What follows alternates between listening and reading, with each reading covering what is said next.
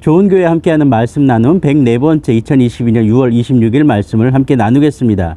오늘은 예레미야 18장 1절에서 22절의 말씀으로 다른 세대, 다음 세대, 미래 세대 63번째 삶 속에서 말씀하신 하나님이라는 제목으로 함께 이야기를 나눠보도록 하겠습니다.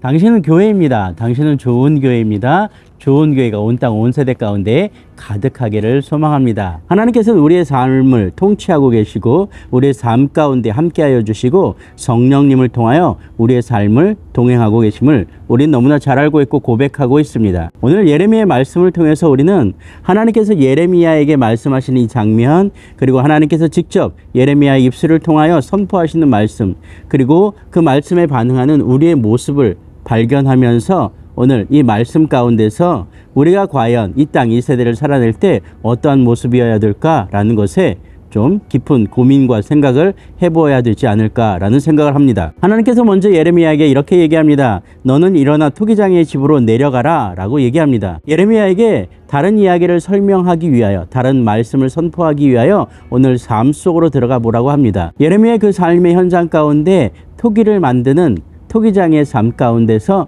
과연 예레미야는 무엇을 보았습니까? 예레미야가 본 장면은 농노를 통하여 진흙으로 그릇을 만드는 토기장의 모습을 보았습니다. 그리고 토기장이가 마음에 들지 않는 그 그릇을 부수는 장면을 보았습니다. 토기장이가 그 그릇을 부술 때 아마 이런 생각을 했을 것입니다. 왜 부술까? 라고 질문했겠죠. 토기장은 그 토기가 모양이 안 좋아서 부셨든, 재료가 안 좋아서 부셨든, 또 어떤 자기가 목적하는 것이 틀려서 부셨던 간에 그 부수는 장면을 오늘 예레미야는 보았습니다. 그러면서 이런 생각을 했겠죠. 과연 하나님께서는 이 장면을 통해서 나에게, 아니 우리 민족에게, 유다 백성에게 무슨 이야기를 하고 싶으신 걸까라는 고민을 했을 것입니다. 바로 그 고민 끝에 하나님은 말씀하십니다. 너희가 돌이키지 않으면 이라는 전제를 달고 하나님은 말씀하십니다. 진흙이 토기장이를 통해서 그릇으로 만들어지기도 합니다. 그러나 만들어지는 과정 가운데서 잘못되어 부수어지기도 합니다. 그 농로에서 진흙이 그릇이 형성되는 과정 가운데 애쓰고 힘들고 모든 수고와 또 모든 시간들을 사용했던 그 토기장의 마음을 이해하라는 말씀일 수도 있습니다. 그 진흙은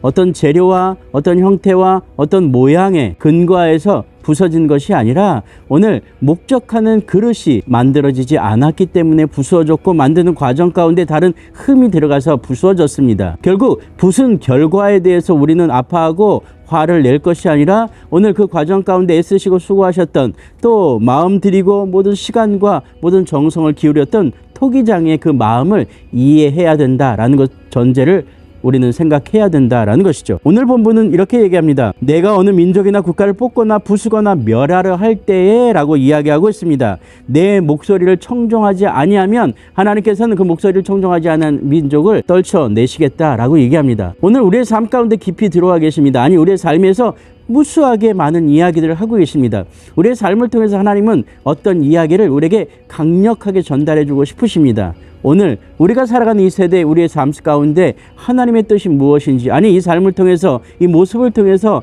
하나님의 마음이 무엇인지를 우리는 다시 한번 바라보아야 될 줄로 믿습니다. 처음에 전제했던 그러면 하나님은 우리의 삶, 우리의 세대를 통하여 과연 우리가 어떻게 하기를 원하시는가 라는 부분에 집중해야 될 것 같습니다. 오늘 본문에서 이렇게 얘기합니다. 그러나 그들이 말하기를 이는 헛되니 우리는 우리의 계획대로 행하며 우리는 각기 악한 마음이 완악한 대로 행하리라, 이렇게 이야기하고 있습니다. 여전히 하나님의 마음을 바라보는 것에 우리는 미련할 정도로, 아니 둔할 정도로 거부하고 있습니다. 오늘 그 마음을 바라볼 수 있는 우리가 되기를 소망합니다. 여전히 우리의 삶의 중심에 와 계십니다. 아니 우리와 동행하고 계십니다. 여전히 우리 삶 가운데 어떤 선택을 이야기하고 계십니다. 하나님께서 선택지를 우리에게 주셨다라는 것은 하나님 편에 서기를 원하신다는 것이고, 여전히 우리에게 그 기회를, 시간을, 또는 그 축복의 은혜를 허락하시기 위하여 우리에게 손 내밀고 계시다라는 것입니다. 오늘 우리의 삶 가운데서 하나님의 이야기하심을 만날 수 있기를 소망합니다.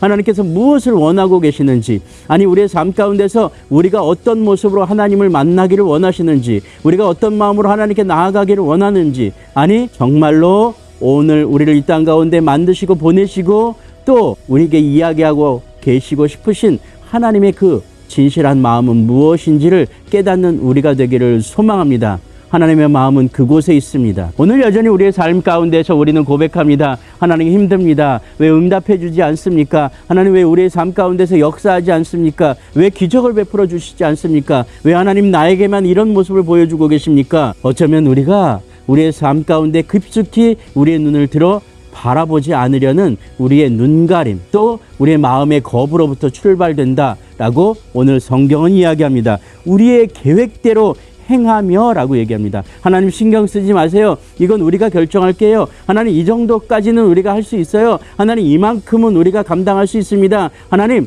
우리가 여기까지는 우리 생각대로 하는 게 맞지 않을까요? 끊임없이 우리는 우리의 생각과 우리의 계획과 우리의 목표, 우리의 비전을 이야기하고 있습니다.